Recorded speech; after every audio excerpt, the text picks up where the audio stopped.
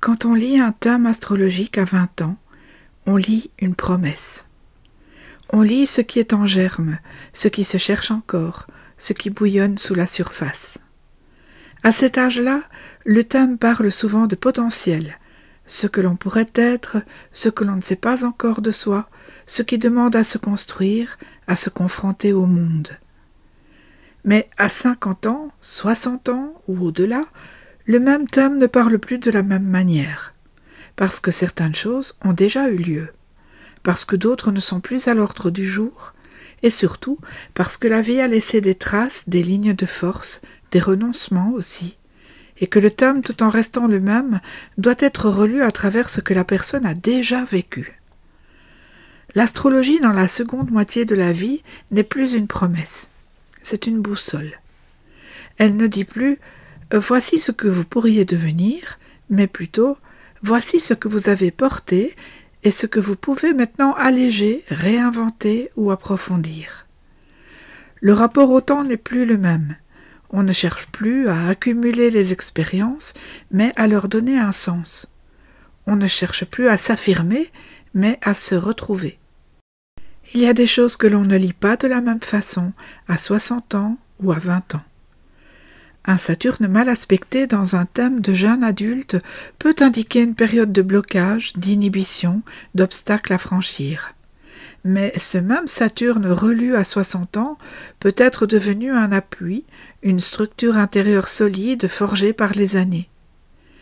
Une Vénus en maison 12, parfois vécue dans la jeunesse comme un amour caché, une solitude affective ou des relations impossibles, peut se révéler à maturité comme une immense capacité d'amour silencieux, de don de profondeur.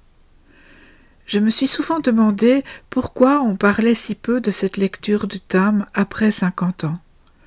Comme si, passé un certain âge, on avait déjà tout accompli ou qu'il ne restait plus qu'à observer ce qui se déroule. Mais c'est tout le contraire. La deuxième moitié de la vie est un territoire immense, complexe, passionnant à explorer. C'est à ce moment que certaines planètes prennent toute leur puissance. Prenez Uranus. Il revient sur sa position natale vers l'âge de 84 ans. Qui dit qu'à cet âge, il n'y a plus rien à vivre d'important? Au contraire, beaucoup de personnes font à ce moment-là un choix radical de liberté, parfois pour la première fois, pour peu qu'elles soient en bonne santé. Prenez Chiron, souvent lié à des blessures anciennes.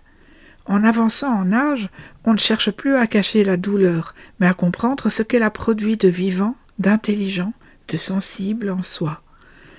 Et cela, le thème le montre très bien, si on accepte de le lire avec d'autres yeux. Je crois que l'astrologie, pour être vivante, doit être évolutive.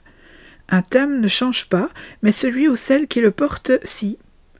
On ne vit pas sa lune de la même manière à 25 ou à 65 ans.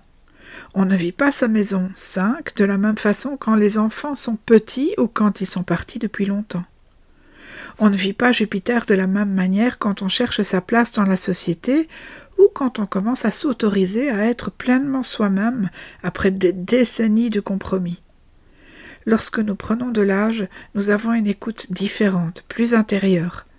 Il n'est plus question de performer, de réussir, mais de relire son histoire à la lumière du ciel. Et souvent, cela fait un bien immense, parce qu'on découvre que ce que l'on croyait être un défaut, une blessure, un échec, était en fait une part essentielle de soi, une étape juste et nécessaire. L'astrologie permet alors non pas de prévoir, mais de réconcilier. Elle devient un outil de sagesse, un miroir paisible, une façon de dire « tu es en train de devenir ce que tu es depuis toujours ». Alors si vous avez 55 ans, 67, 75, 85 ou même plus, et que vous vous dites « à quoi bon ?», je vous répondrai « à tout bon ». Il n'est jamais trop tard pour relire son thème avec un autre regard parce que ce regard-là, c'est vous qui l'avez forgé. Et lui seul peut révéler la profondeur du ciel qui vous habite. À bientôt pour un nouvel épisode.